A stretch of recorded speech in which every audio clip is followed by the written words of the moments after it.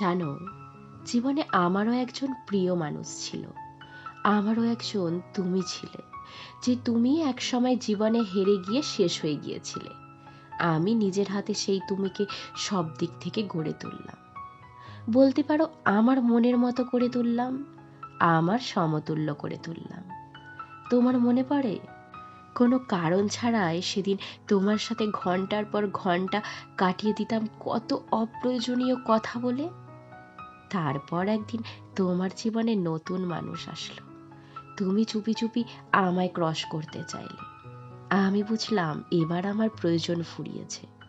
তারপর আস্তে আস্তে তোমার কথা বলার ধরন পাল্টে গেল।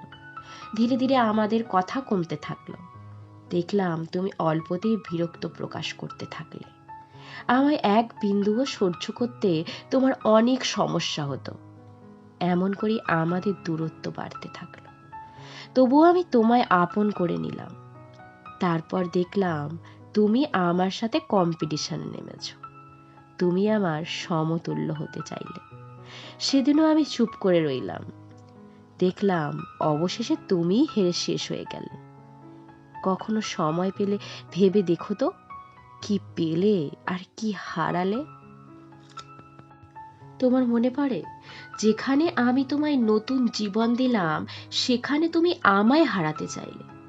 অবশেষে তুমি আমার সাথে প্রতিদ্বন্দ্বিতার খেলায় মেতে উঠলে।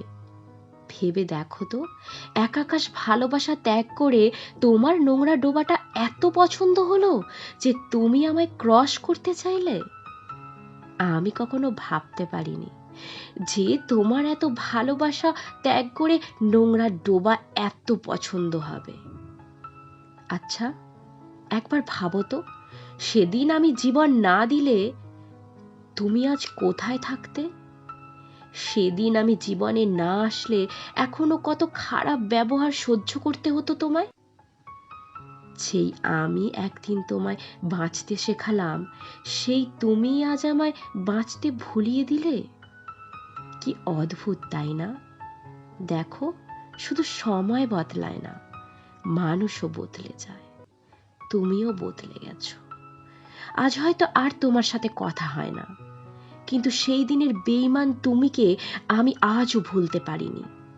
জানো, আজও মনে রেখেছি সেদিনের তুমিকে, সেদিনের বদলে যাওয়া তুমিকে। আমি আজও আমার জীবনে জীবন্ত করে রেখেছি তোমার মতো সেই বেঈমানকে। এই লেখাটি অন্য একজনের। আমি শুধুমাত্র ভয়েস করেছি। তার নাম ঠিকানা দিতে সে মানা করেছে, তাই তার নাম ঠিকানা ছাড়াই আমি লেখাটা ভয়েস করলাম। এটা আমার লেখা নয়। দাদা ভাই, তুমি লেখাটা শুনে অবশ্যই বলো তোমার মনের মতো হয়েছে কিনা।